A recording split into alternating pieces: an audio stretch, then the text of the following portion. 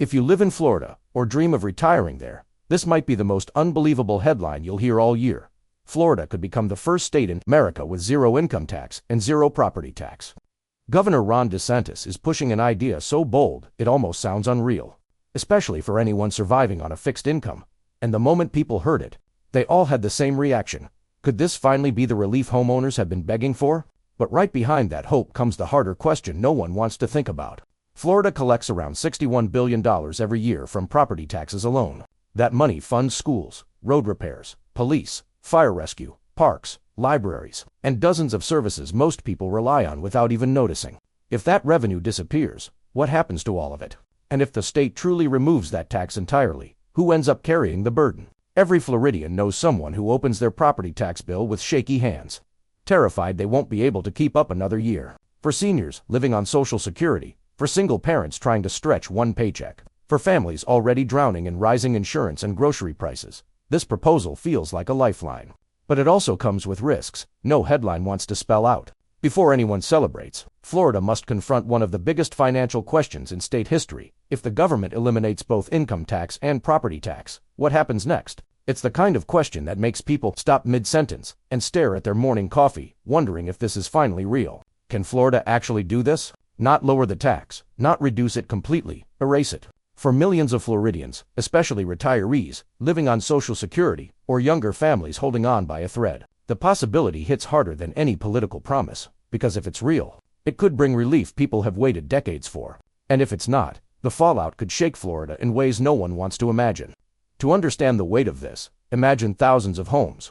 Right now, where someone sits at a kitchen table, sliding a finger under the flap of a property tax envelope, praying the number inside isn't higher than last year. Some laugh nervously, some curse under their breath, and some just stare at the paper in silence, wondering what else they can cut from their budget. Property taxes aren't abstract numbers, they show up in mailboxes with real consequences. So when someone says they might erase that bill forever, it feels like someone finally cracked open a window in a suffocating room. But the moment the curtain lifts, the reality sets in. Florida collects roughly $61 billion a year from property taxes. That's not pocket change. It's one of the pillars holding up the entire state. Nearly 60% funds public schools teachers, classrooms, textbooks, buses, after-school programs. The rest supports county services, fire stations, police agencies, water management, road repairs, parks, and community centers. If you erase something that massive, the question becomes, what breaks first? And yet, that's exactly where the conversation is headed, because Governor DeSantis argues that property taxes are suffocating homeowners, especially seniors who've already paid off their homes. Why should someone who worked their whole life owe thousands of dollars every year just to stay in the home they already own? Emotionally, that argument hits home because anyone who has struggled to keep their house knows that weight. But emotion alone can't fix a $61 billion gap. So the real question becomes, can Florida actually do it without hurting the same people the policy is supposed to protect? Imagine a Florida without property taxes. Retirees on fixed incomes suddenly breathe easier. Couples who finally paid off their mortgage can enjoy that victory instead of worrying about rising taxes. Families who barely make it month to month don't have to fear a bill that grows every year, whether their income rises or not. On paper, it looks like paradise. But then the next page turns. The money has to come from somewhere. One option is raising sales tax maybe 11%. Or even 12%, which would make Florida the highest in the country. If you're buying groceries, medication, diapers, or school supplies, even a small increase can hit hard. Another option is cutting school budgets, which means fewer teachers, larger classes, shrinking programs, and fewer resources for students. Another is cutting county services, meaning slower emergency response times, underfunded police and fire departments, or crumbling infrastructure. Another idea is raising tourism taxes, hotel fees, rental car taxes, attraction taxes. It could help, but tourism revenue is unpredictable and wouldn't close the full gap. And here's the part no one says loudly.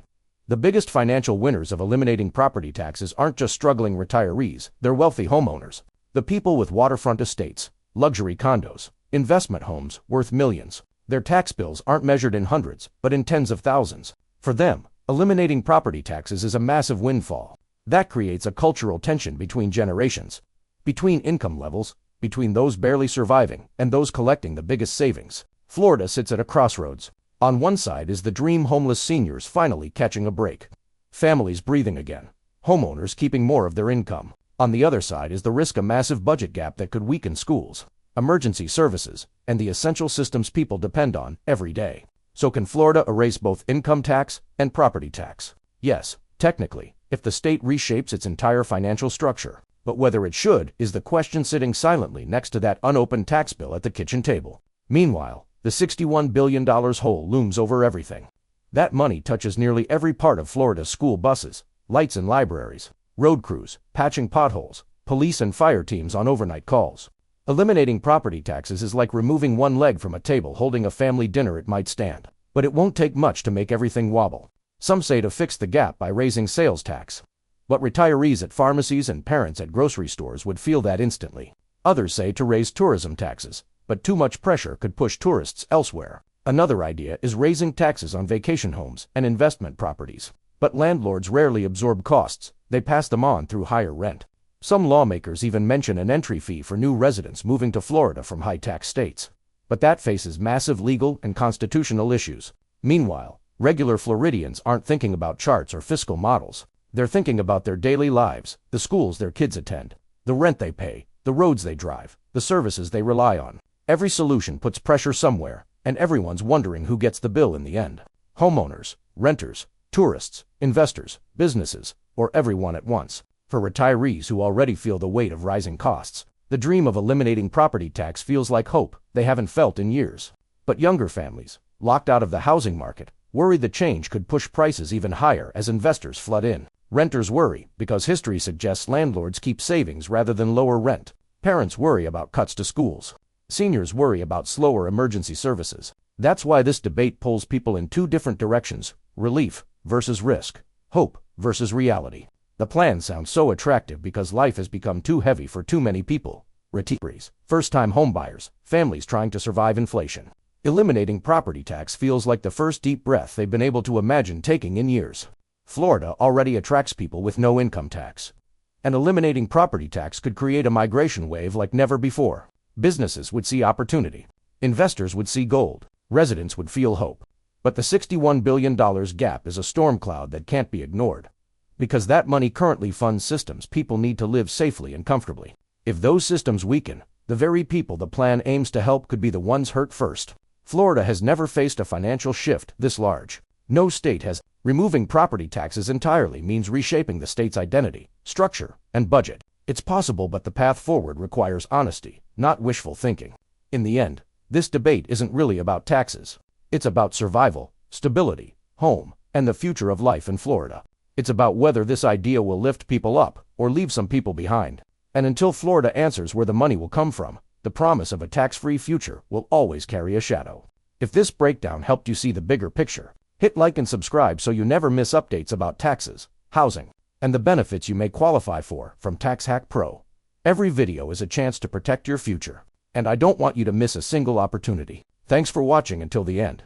TAP like, subscribe to TaxHack Pro, and feel free to check out the other helpful videos appearing on your screen. Goodbye, and see you in the next video.